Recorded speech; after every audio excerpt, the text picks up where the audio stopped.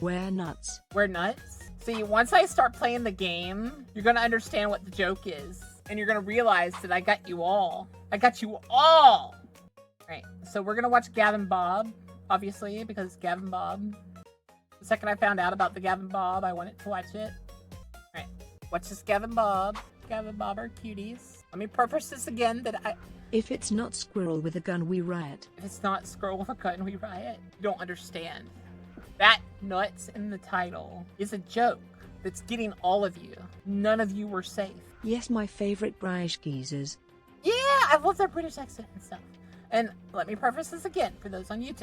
If I sound like I'm mocking them, I am not. I tend to, it's part of the autism thing that I tend to repeat things that I like. In that, like, as close as I can get to their accent. Do I do a terrible British accent? Okay, Yes. I'll come back when you're playing the video game. No, you can't leave yet. You're here. You're stuck here. I change you here. Get tied. Gavin Bob! I Vox the Void. It's the third one. I love my Gavin Bob. Time for God! Let me know if it's too quiet. I can't leave. Inquisitor Traela envied the I love Adeptus you too much. You Sororitas. can't leave. You'll make me Fighting cry. for the Emperor was simple for them. You found the heretic, and then you purged it with fire. Simple, inelegant, and effective. If any of those battle-hardened sisters realized how much paperwork went into the effectiveness of a planet-wide purging, they might renounce their vows and take up work as a joy girl for the sake of simplicity. Traela was bent over her large wooden desk, electro-quill scratching vigorously upon a scrolling bit of parchment in tune with her words. She held a large sheaf of case files before her, going through each one and handing out sentences as she deemed fit. Every guardsman, PDF, RBTs, and civilian who'd come into contact with demonic forces during the purging of the Pleasure World Manic was subject to a rigorous interrogation by her staff. Some of them important enough to warrant a visit from her or one of the few other Inquisitors who'd been investigating this world before all warp blew up. The center of Victory City, an old name left over from the Crusades, when the reticent government of this world had been convinced to join with the Empire. Is this about her? 'Cause she looks really pretty. That's the sister battle that died last time, right? Which still breaks my heart. Emperor's cause had ceased to be in a 5-mile diameter. For weeks afterwards, a stable warp rift had poured demons into the surrounding environment. The brunt of the guards stationed on this world, fortuitously, as they'd only been here waiting to be shipped to the front of the 14th Black Crusade, slowly ground the Slaneshi demons back. And now Traela was to make sure no corruption could spread into their ranks. Traela was an aging woman, teetering just a few years shy of her 80th year. Juvenate procedures had kept... Hello? If that's her, dang.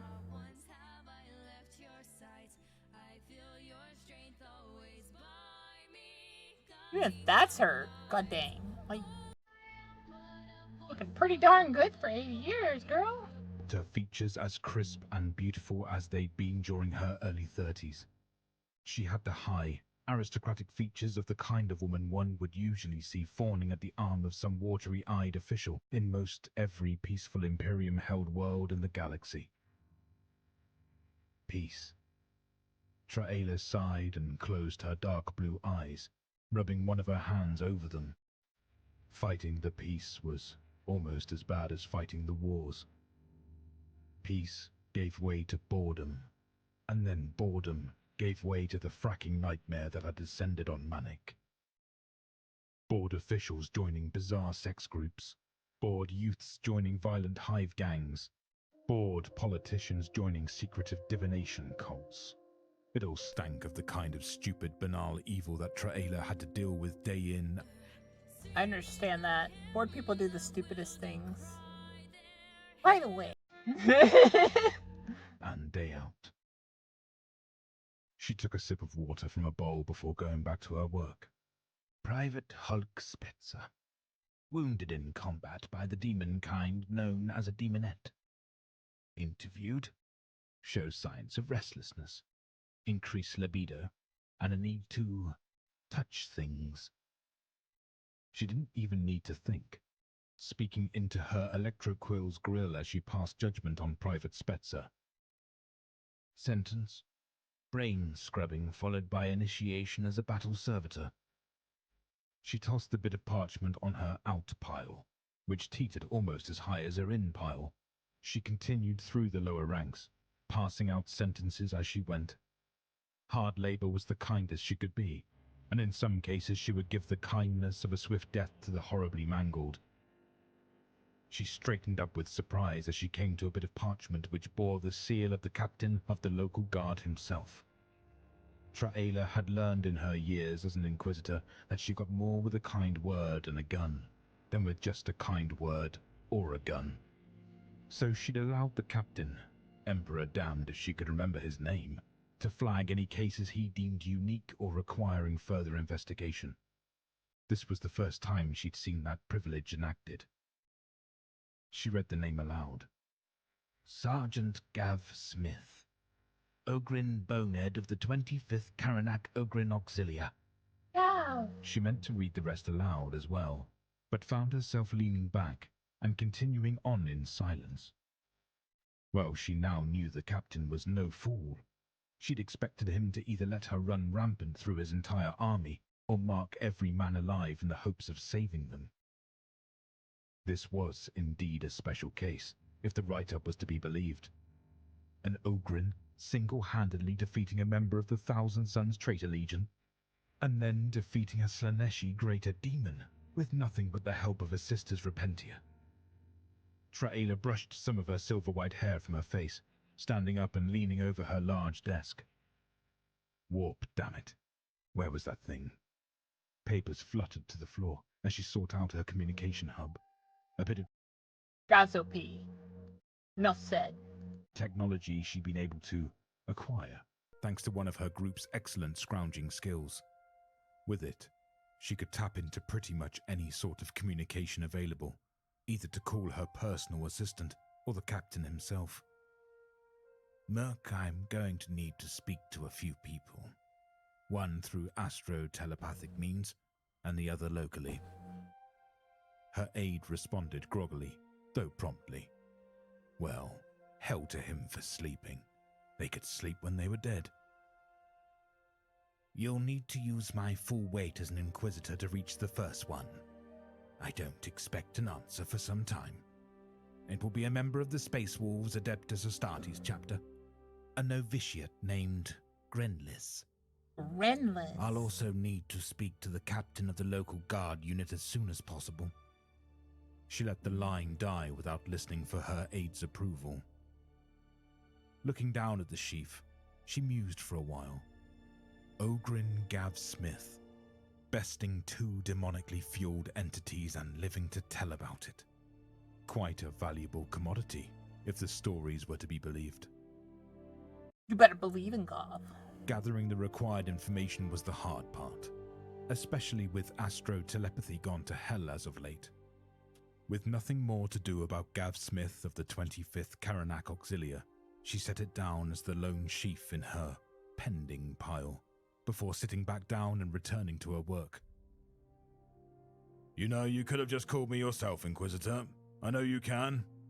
Captain Stoltz stood before her, his armor still broken and unpolished from the weeks of hard fighting he had endured. Like most from his planet, he was wide and muscled, with a shock of black hair over a surly and scar-ridden face. It was no wonder to Traela his regiment got on so well with Ogrin. They seemed to be not too far separated, evolutionarily speaking. Force of habit, I'm afraid, she chuckled and motioned to a gigantic pile of papers. Giving it to my aide allows me to get this mess sorted out. Playing the stupid detective was a trademark of hers. You could grill a man when you needed to, but most of the time it wasn't required if you acted disarmingly ineffective at your position. At any rate, she said as she stood, picking up Gav Smith's sheaf before her, let's get to the point. This Gav Smith fellow, I'm quite surprised that the only person I find in this entire pile with your personal seal to be an Ogrin. Because GAV is special. Captain Stolt remained visibly unaffected by Traela's doddering demeanor. He simply inclined his head in recognition. Gav is a valuable asset to our regiment. He fights well, he can train his tribesmen better than any other bonehead, and his faith... Stolt smiled, something that looked remarkably feral on his scar-ridden face. Well, it simply must be seen to be believed, Madam Inquisitor. That'll be the day, Traela thought. She'd ridden across the galaxy in her own personal ship, from planet to planet, and had seen every manner of so-called faithful servants of the Imperium turn on the Emperor. Ogryn were brutal and stupid, and their faith was the same way, so far as Traela was concerned.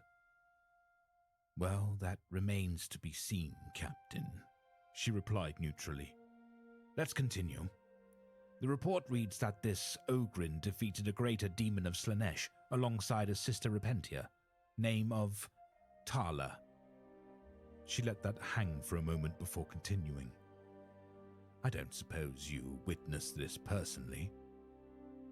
Captain Stolt bristled somewhat, but held it in check. Traela hid her own smile of amusement with the practiced ease that came with years of dissembling. You know that I didn't. I was on the opposite side of the Chaos line, as my reports have stated. So, she continued, was there a dead body when you arrived on the scene? Stolt looked like he could have hit Traela if he could. Again, you know there wasn't, Madam Inquisitor. Demonic corpses vanish after they are killed. Everyone above the rank of sergeant knows that. She nodded. All you have are the reports from some of the Adeptus Sororitas that there was a fading corpse of some stature when they arrived. And of course, Gav's spare testimony. She stopped herself from saying unintelligent, not wanting to upset Stolt to the point of being uncooperative. Madam Inquisitor, Gav wouldn't lie about something like that. Hell, I'm not even sure he knows how to lie. The exasperation showed on the captain's face, a tiredness born of too many days without sleep and endless meetings of this sort. If that Ogryn was a politician, he'd be the first honest one in the history of the Imperium sides the Emperor. Traela could sense that this meeting was edging towards a shouting match, so she diffused the situation with a smile and a wave of her hand. I don't doubt the honesty of Gav. I'm sure he reported what he saw. But when dealing with the demonic, what you see and what you remember isn't always what truly happened. Encounters with the ruinous powers tend to warp the thoughts and memories of those in close contact with them. And Gav has already faced chaotic powers once before this. So if a spider eating a mouse is out, how about an Australian green tree frog eating a mouse? Or a kookaburra eating a deadly snake?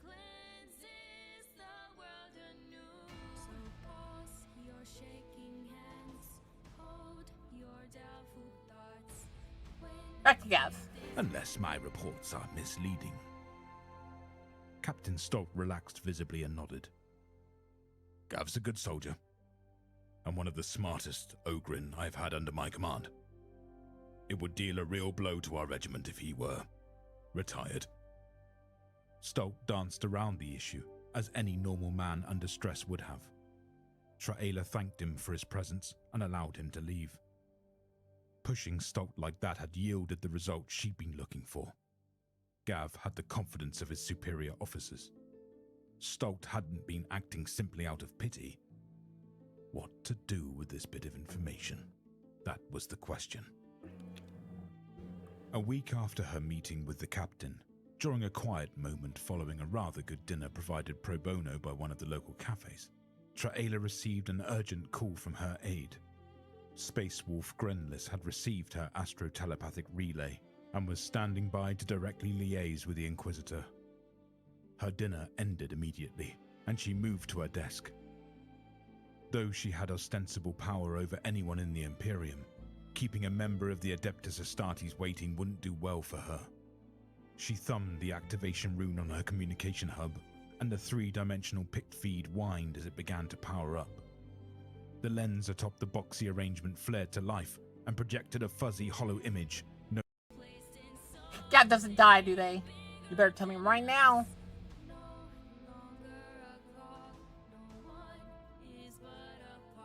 Anyway. no taller than her shin. She slammed her fist into the comm hub, bringing the image into greater focus. The Marine was imposing, even though he'd been shrunk smaller than herself. He stood before her in full armor, a great pelt of wolf hide draped over his gigantic pauldrons. His face was youthful and unblemished, a great shaggy beard framing a pair of feral eyes. The hollow image's colors were washed out, but she could make out the bright yellow on one of his pauldrons, framing the famous crest of the Space Wolves chapter. Inquisitor Traela. Grenless offered an incline of his head, but no more. I heard that Ogrin GAV is in some trouble. How can I help?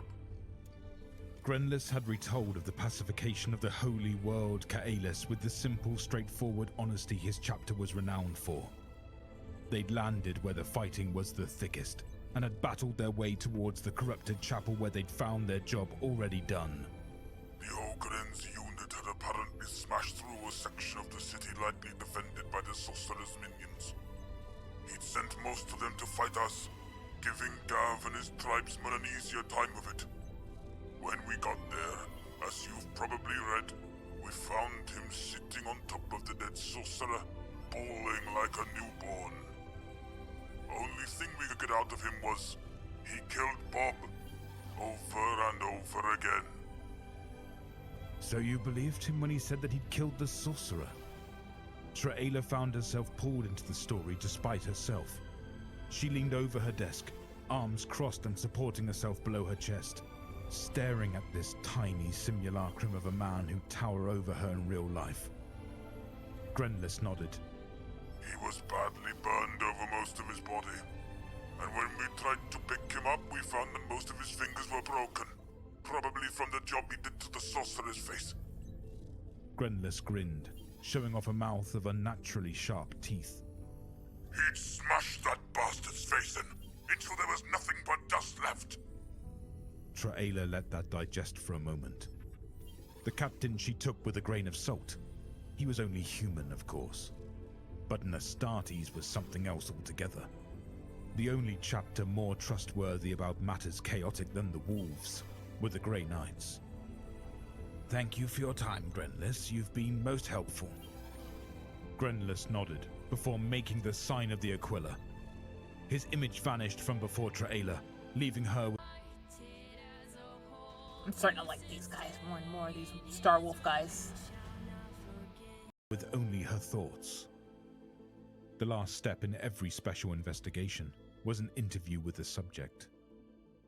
Gav had been discharged from the Medicaid facility and was currently residing in a makeshift barracks that had been formed from one of the largest hotels on the planet. Seeing her interviewees on their own ground helped to relax them.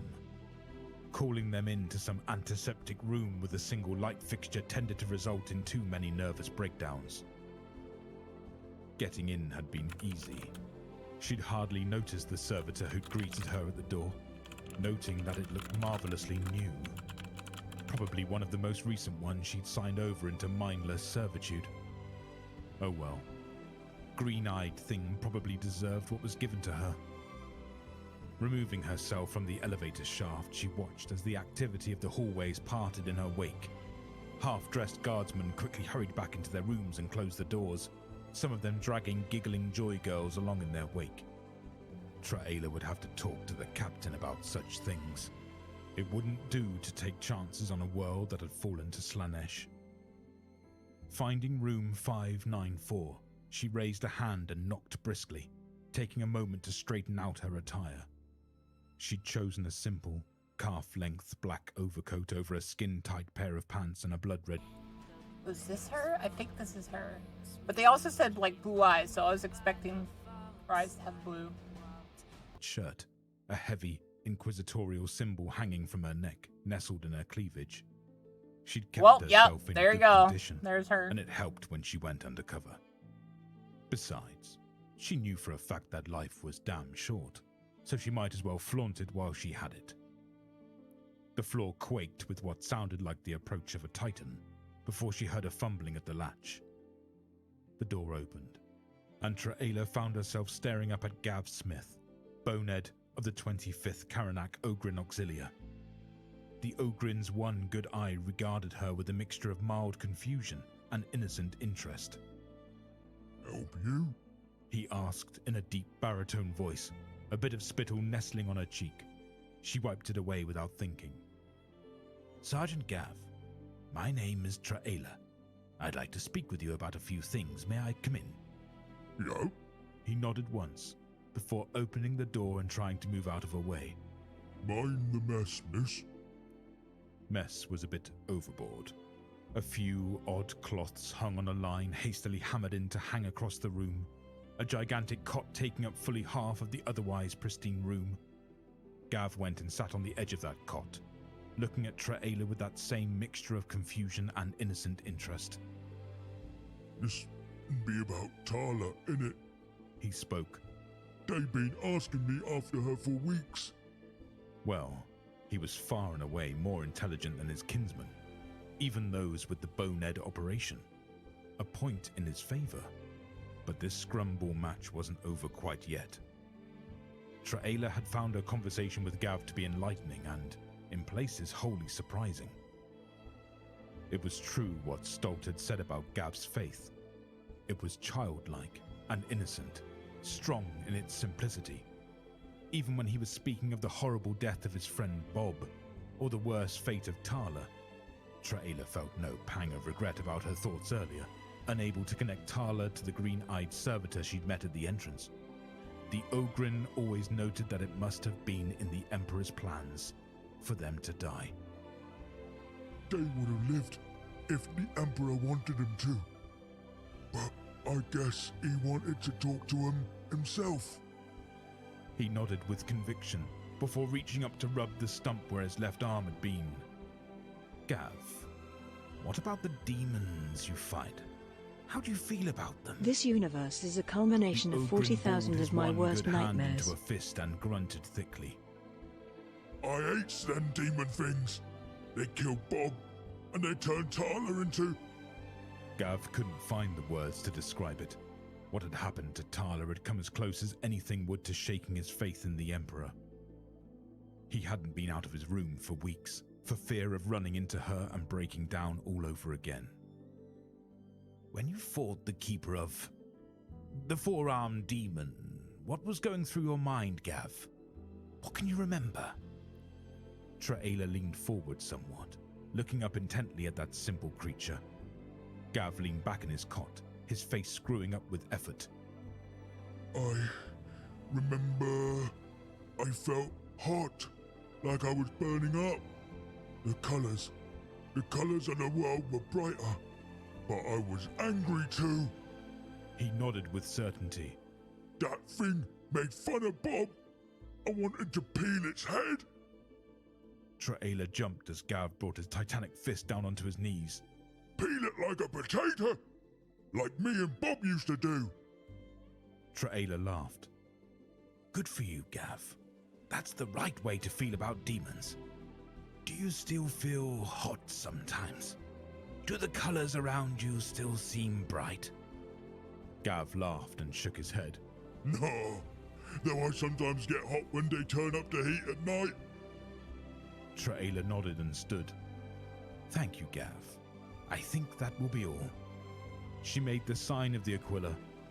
Gav tried to return the gesture, but remembered that he didn't have that arm anymore. Traela often found that when something seemed to be simple on the face of it, oftentimes something would come along to send you all the way back to square one. As she exited the hotel and walked the short distance towards the building currently housing most of the top IG brass and herself, she felt her I really like Gav. And I think I kind of like this character. She seems... Because what I learned about the Inquisitors before is they're always like... They seemed like they always wanted to kill people. They didn't care about the backstory, but it looks like she's like one of the better Inquisitors. And she like cares about the... Like the actual like concept and stuff, and she like cares that she's doling out the correct punishments and like rewards. Pad shaking at her belt. Pulling it free, she looked down to see the aging face of her counterpart from the Ordo Malleus, one Stran Threenus. I hear you've been visiting abhumans today. Wouldn't be that Gav Smith, would it? Stran's voice was congenial on the face of it, but Traela could sense that he was here to complicate her life. Just left, in fact. On my way back to HQ. She offered no more than that, hoping her attitude would tell Stran to piss off where she couldn't. Though they held the same rank and held no authority over one another, Traela knew to tread lightly where her fellow Inquisitors were concerned. And what is your conclusion about the blunt? Stran wouldn't be deterred from being a nosy bastard, of course, so Traela resigned herself to whatever the man had in mind that would make her day harder. He's untainted so far as I can tell. His captain vouches for him, and I've got corroborating evidence from Adeptus Sororitas and a member of the Space Wolves. I was considering sending him back to his unit. Yes. Inquisitors tend to be buttholes most of the time, but all are in the service of the God Emperor. Even though the Emperor technically never wanted to be worshipped as one. True. I do like the Emperor more when I've learned that, like, he'd be kind of annoyed with all of them for how they act in some cases. Because if this bothered him in the least. I received a transmission from a member of our chamber militant. I'm sure you've heard of them. Stran continued, heedless of any response Traela had been mustering. I've informed them of the Ogren Gav Smith's encounters with the ruinous powers. It is in their educated opinion that he is too great a risk to be allowed to rejoin his unit. The taints of two great powers are likely within his veins. I just spoke to him and he seemed... Stran held up a hand to forestall her. I have no authority over you, but the Grey Knights are another matter entirely. I wish you no ill will, Traela. For the good of yourself, do not put that Ogren back in his or any other guard unit. Turn him into a servitor. Set him free on the planet, I don't care. But disobey a command from the Grey Knights at your peril. The line went dead. Had it not been for the expense of that compad, Traela would have smashed it against the cobblestone street. It wasn't like she cared for the Ogren. Traela hated being used, and hated it especially when that usury came from people who were supposed to be on her side. Traela was in a foul mood as she sat behind her desk, that sheaf of paper held out before her. A simple signing of the bottom line could end Gav's life by a bit of poison. Another signature could turn him into a powerful battle servitor, and another could discharge him from the guard with full benefits, leaving him on this planet as they went off to face Abaddon thrice damned. None of the options on that sheaf of paper seemed to fit. Killing or mind-scrubbing Gav was a waste of good talent.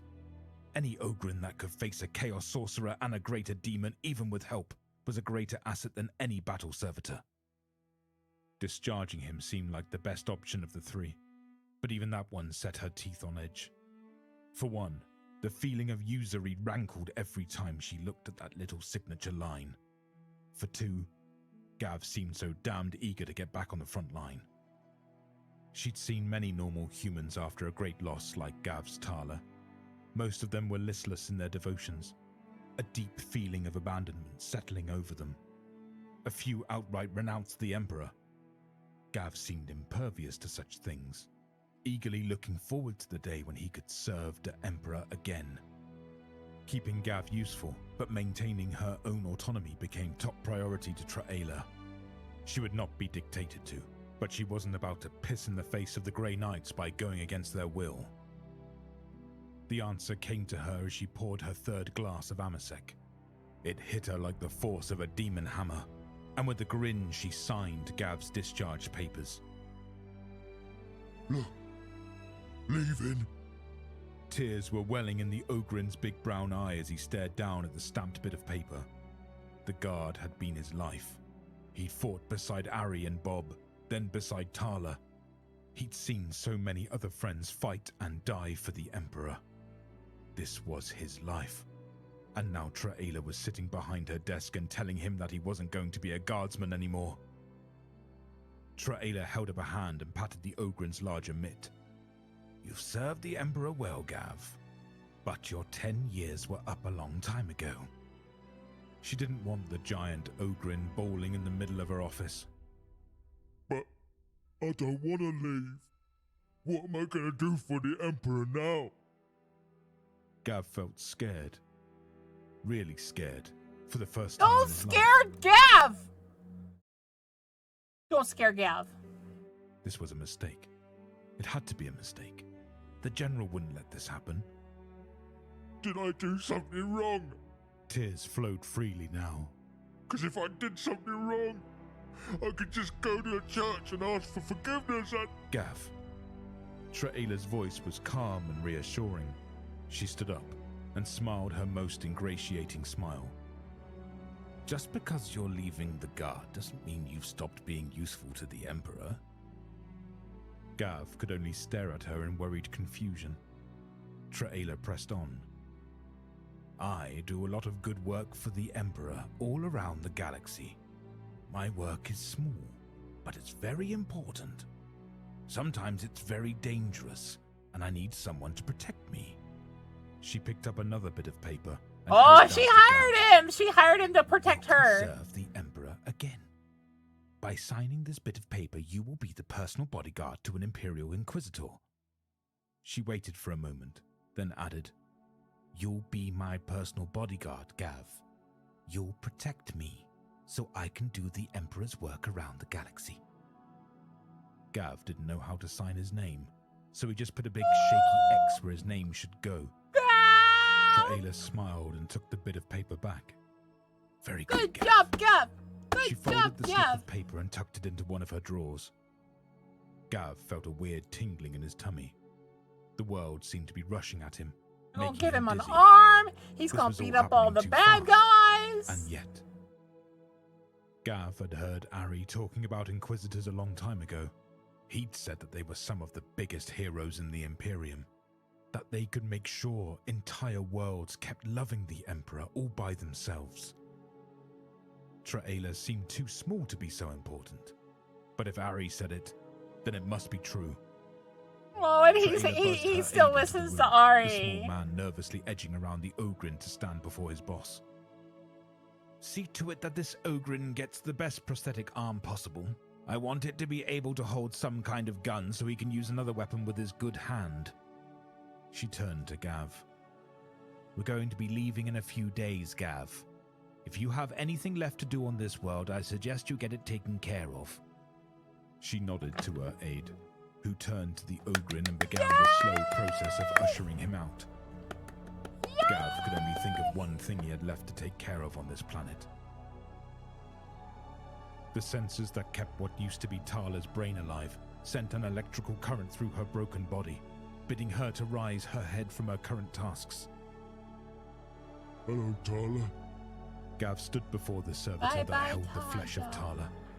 She was currently using a cleaning attachment on one of her arms to make one of the hallways of her home a bit cleaner. What was left of her mind bristled at how dirty everything was. Hello, sir, came her response, her voice choked and hazy through the grill set into her broken, infected jaw. How might I help you tonight?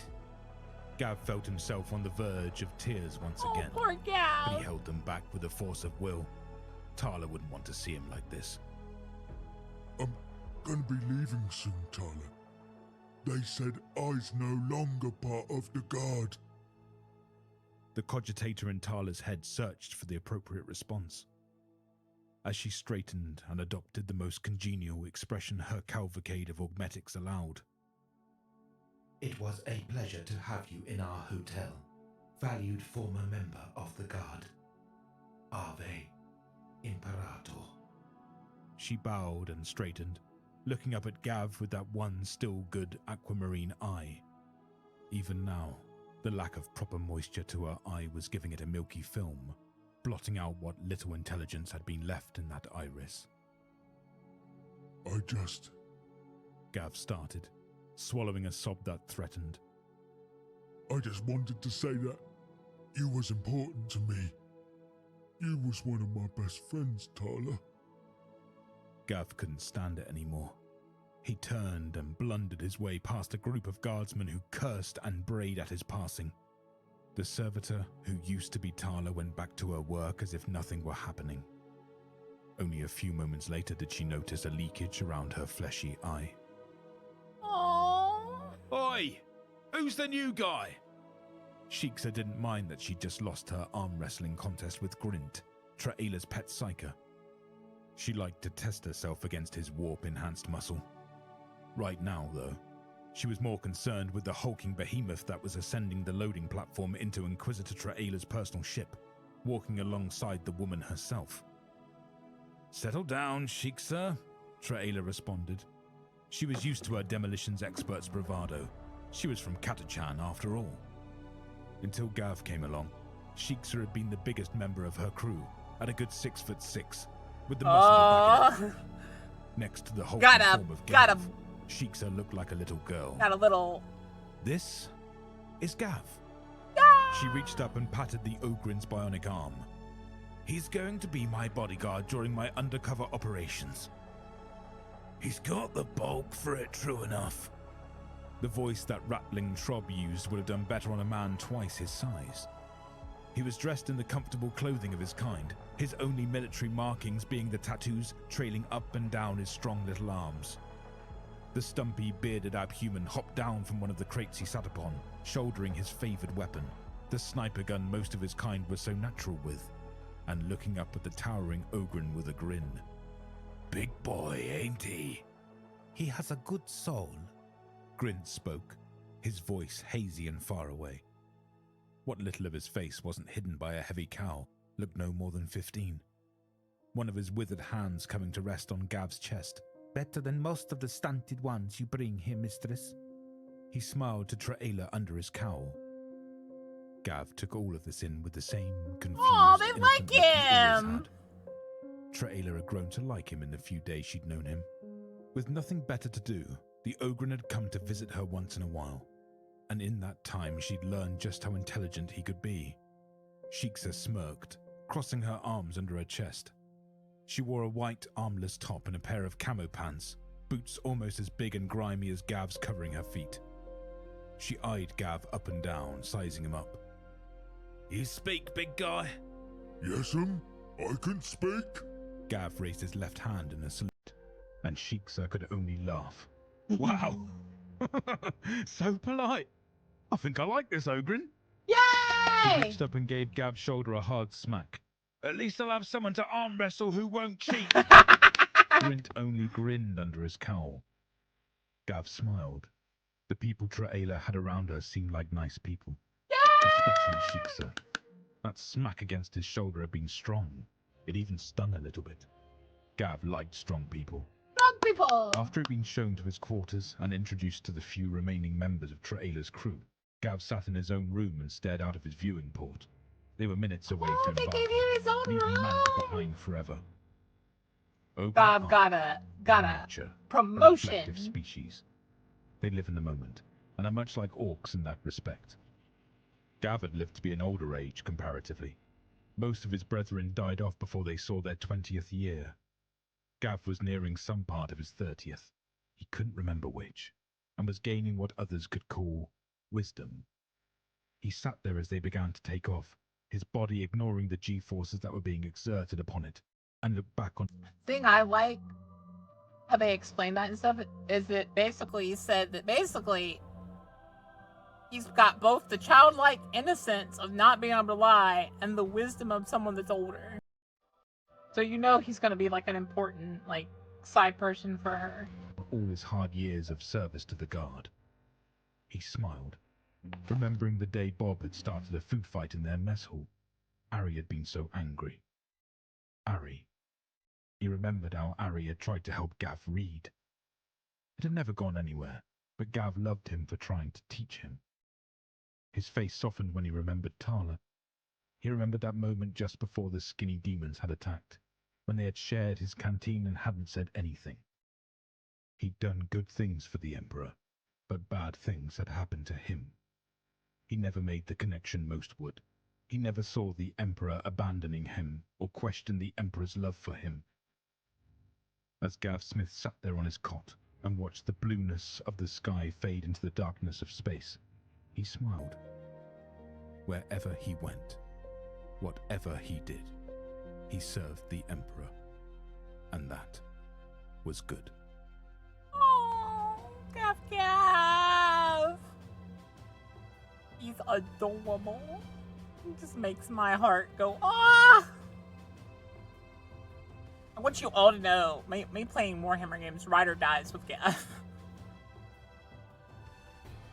Gav is now my, Gav met his own Elise and a new family just like his other Ogryn buddy. A happy ending to the Gav and Bob trilogy, even though there are 2 more episodes. But that's a story for another day.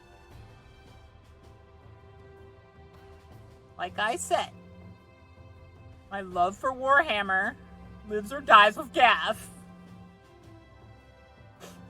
So think very hard if you want me to watch those next 2. What's the plan, Batman? Why are you talking to Batman in my chat? I'm not Batman. So, by the way, Hades nuts.